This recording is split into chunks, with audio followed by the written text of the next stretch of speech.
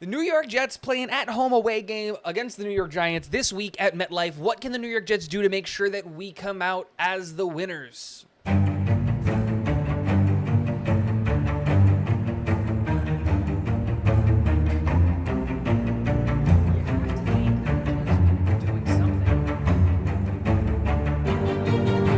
Boys, what is going on, guys? Welcome back to Talking Jets with Tigo. My name is Tigo, and today we're going to be talking about the New York Jets versus the New York Giants. This is a huge game. The New York Jets are coming off of their bye week and going up an opponent at home, even though it's an away game and it'll be painted blue, but the Jets are going to win. And how are they going to go about making sure that they win?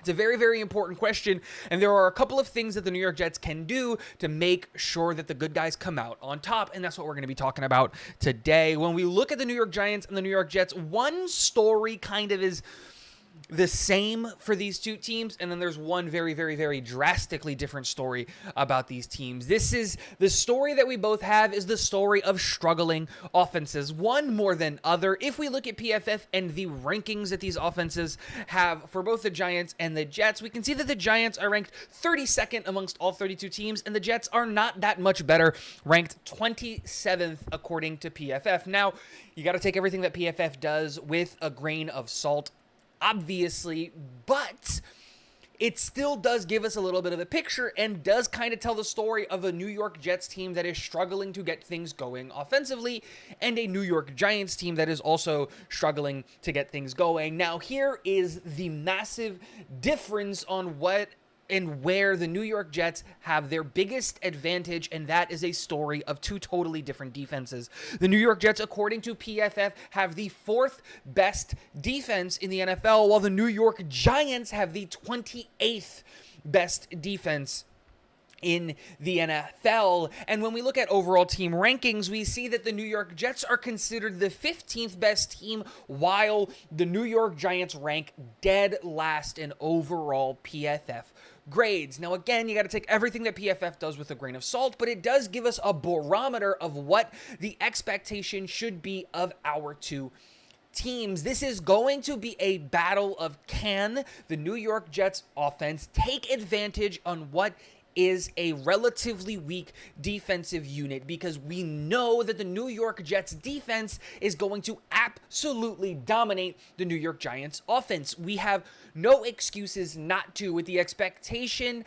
that Sauce Gardner and DJ Reed are both going to be coming off of concussion protocol, and they seem to be in either step 4 or step 5 in the return to play protocol that the NFL has set for concussion players. Our defense is going to get a massive upgrade from the defense that faced Philadelphia. And the reality is that the Philadelphia Eagles are a much better team than the New York Giants. I don't really think that's that hard of a statement or that bad of a statement to say.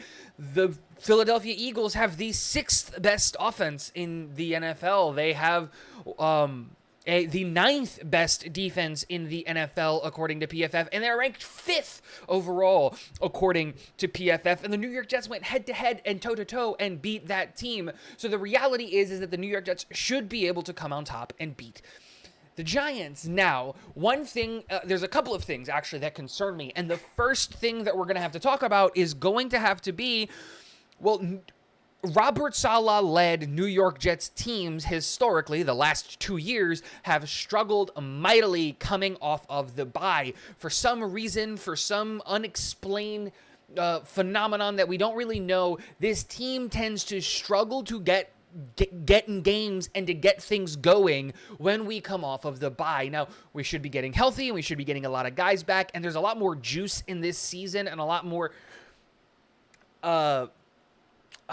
I don't know what the right word is, but there's a better energy in this season than in previous seasons, but that doesn't change the fact that historically we've struggled there. And then the other thing is that the New York Giants defensive game plan that they have been running in the NFL is exactly what Zach Wilson has struggled with historically in his career as a quarterback, and that is dealing with blitzes and handling pressure. If we look at the New York Giants. They rank third in the NFL in percentages of plays that are blitzes with 41.6%. The only teams blitzing more than them are the New England Patriots at 42% even, and the Minnesota Vikings that are blitzing at an unprecedented 56.4%. That's insane, but they're not just blitzing to blitz. The blitzes are actually getting home and creating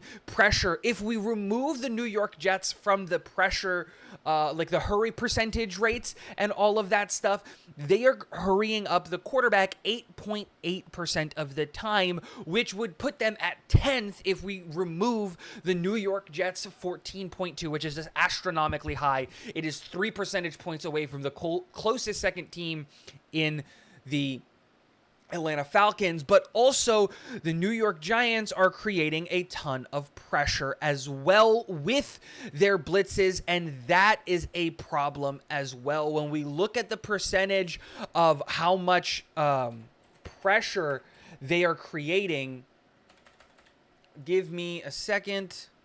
I'm trying to find the number exactly. The New York Giants are creating pressure on 21.4% of their snaps, and that's a problem because if we look at Zach Wilson historically, he does not do well when under pressure and when blitzed. If we look at his rookie year, when he was kept clean, he was completing 67% of his passes, and when he was not blitzed, he was completing 60% of his passes. But when under pressure and when blitzed, those numbers dropped drastically. They were abysmal. Under pressure, Zach Wilson threw for 29.3% completion percentage, and when blitzed, threw for a 47.1% completion percentage in his rookie year. In year two, the numbers got better, but not really. He kept clean. He was completing 67% of his passes. That's exactly kind of what we want. But under pressure, he was completing 30% of his passes. And when blitzed, he was completing 53% of his passes. Now, the one thing that I will say is that this season in 6 games, he has been much more efficient under pressure and not under pressure, but when blitzed. When kept clean, Zach Wilson is currently completing 69.2% of his passes, which is an incredible rate. And when we look at the adjusted completion percentage, which takes into consideration like drops and bad plays from the wide receivers, not bad balls by Zach Wilson, he is completing 76.5% of his passes, which is incredible. And under pressure, it gets a little bit muddy. He's completing 43.5% of his passes. This is where the key comes in. When he's blitzed this year, he's shown that he can be way more decisive with the football, completing 62.5% of his passes. So the reality is that we know what to expect from the Giants defense this Sunday. They are going to blitz, they are going to send the extra rusher, and they're going to do it from a bunch of different looks. The reality is that the New York Jets should do everything in their power to make sure that that pressure isn't getting home.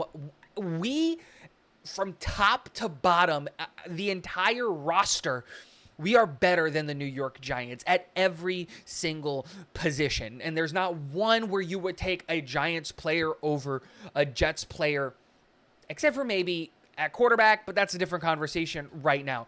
We have better safeties, we have better linebackers, we have better corners, we have a better defensive line, we have a better offensive line, we have better wide receivers, we have a better running back, all of that stuff. We have a better offensive line.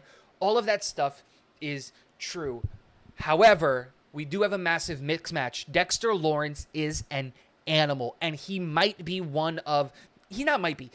is one of the best interior defensive linemen in the NFL. He is in the same conversation as Chris Jones, Aaron Donald, Quinnen Williams, and Dexter Lawrence. Those are that's the holy grail, and maybe some other guys that I might be forgetting, but that's like the holy grail of interior defensive linemen right now in the NFL. And the New York Jets right now are struggling with pass protection in the interior of the defensive line. The New York Jets need to make sure that we have a game plan for Dexter Lawrence so that he can't single-handedly break the game open. Let's get the ball out quickly, and I honestly think that we have to take advantage of the fact that the New York Giants are going to be running these crazy fronts and really trying to get to the quarterback and feed Breece Hall, get the ball out of Zach Wilson's hands incredibly quickly, because none of those corners are going to be able to keep up with Garrett Wilson. Get the ball in Breece Hall's hand, because none of these guys are going to be able to tackle him, and just bring home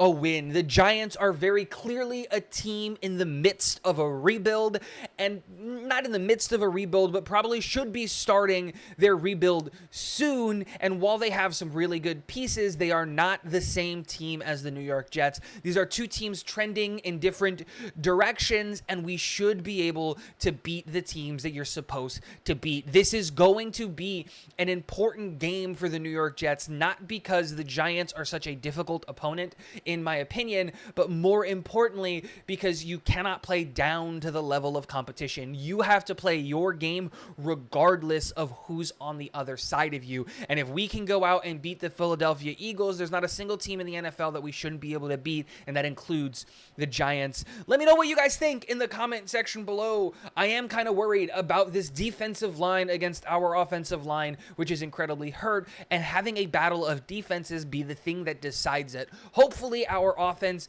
can get things going, and maybe we can continue our unprecedented turnover rate on defense. Let me know what you guys think in the comment section below. And last but not least, go Jets.